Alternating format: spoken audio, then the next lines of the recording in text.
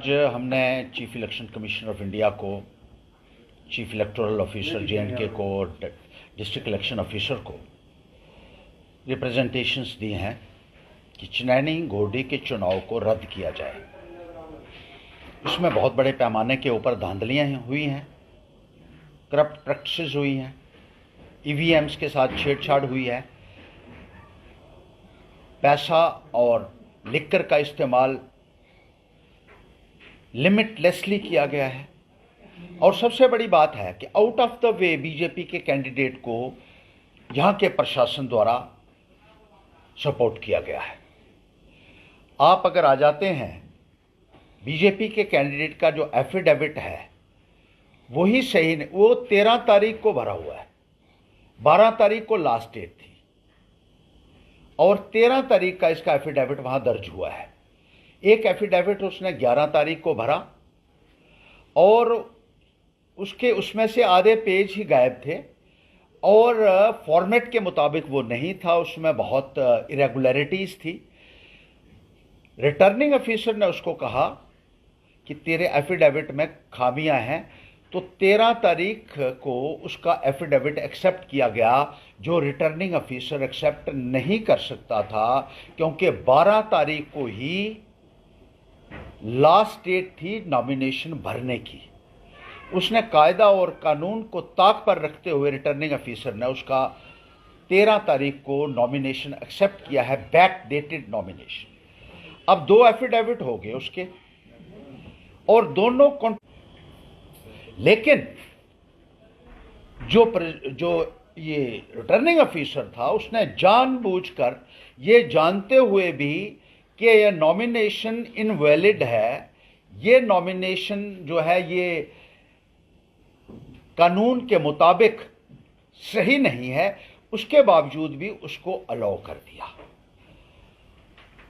Column खाली हो तो नॉमिनेशन रिजेक्ट हो जाता है और इलेक्शन नहीं आदमी लड़ सकता है। ये आज तक कहीं भी ऐसा नहीं हुआ है कि नॉमिनेशन फॉर्म पे आपने भरा ना हो, कॉलम खाली रखा हो और किसी को भी इलेक्शन लड़ने की इजाज़त मिली हो।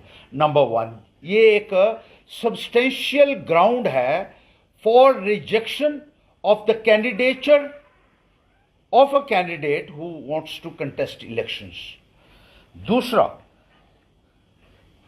एक एफिडेविट में उसने कहा है कि मैंने कोई गवर्नमेंट अकोमोडेशन नहीं ली थी पिछले 10 सालों में, इसलिए मैं कोई बिजली का किराया का बिल देने के लिए बाध्य नहीं हूं, नो ड्यू सर्टिफिकेट मुझे देने की ज़रूरत ही नहीं है। दूसरे एफिडेविट में वो कहता है कि मेरे पास 2 सरकारी बंगले थे, एक उधमपुर में, एक जम्मू में, और नो ड्यू सर्टिफिकेट्स जो है वो एफिडेविट के साथ लगाए ही नहीं हैं। जब उसने ये तस्लीम कर लिया कि मेरे पास गवर्नमेंट अकोमोडेशन थी, तो नो ड्यू सर्टिफिकेट लगाना भी एक मैंडेटरी प्रोविजन है जो उसके लगे ही नहीं हुए हैं अपलोड, जो भी दोनों एफिडेविट हुए हैं उसमें। और ये भी एक कारण है कि वो इलेक्शन लड़ ही नहीं सकता था, लेकिन रिटर्निंग ऑफिसर ने उसको अलाउ किया और उसको चुनाव में भाग लेने की अनुमति दी, जो कि गैर आईनी है और जिसके लिए कल दोनों के खिलाफ कार्रवाई होनी चाहिए, कैंडिडेट के खिलाफ भी और रिटर्निंग ऑफिसर के खिलाफ भी। इसी तरह से उसने ये कहा है कि ये जो लाइबिलिटीज हैं उसकी, जो लोन लिए एक जगह एक फिगर आ रही है, दूसरी जगह दूसरी फिगर आ रही है। इसी तरीके से जो एफिडेविट होता है, इलेक्शन एफिडेविट, वो 24 घंटे के अंदर अंदर अपलोड होना चाहिए। जैसे ही वो रिटर्निंग ऑफिसर को मिलता है, ये कानून की किताब में लिखा हुआ है, ये मैं अपने से नहीं कह रहा हूं। जैसे ही कैंडिडेट फॉर्म भरता है तो 24 घंटे के अंदर अंदर वो वेबसाइट ECI के ऊपर अपलोड हो जाता है। लेकिन यहां आपने 13 तारीख को अपलोड किया और कहते हैं हमने 11 को भरा है। इससे साफ पकड़े जाते हैं कि ये हेरा फेरी हुई है और लास्ट डेट के बाद नॉमिनेशन फॉर्म जो है वो भरा गया है।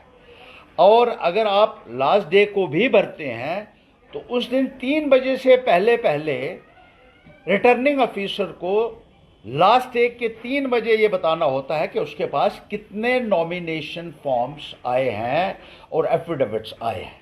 इसमें भी जो है एक घपला किया गया। उसके बाद पैसा और शराब का बेहद इस्तेमाल, ये टेक्निकल ग्राउंड्स थी जिनके ऊपर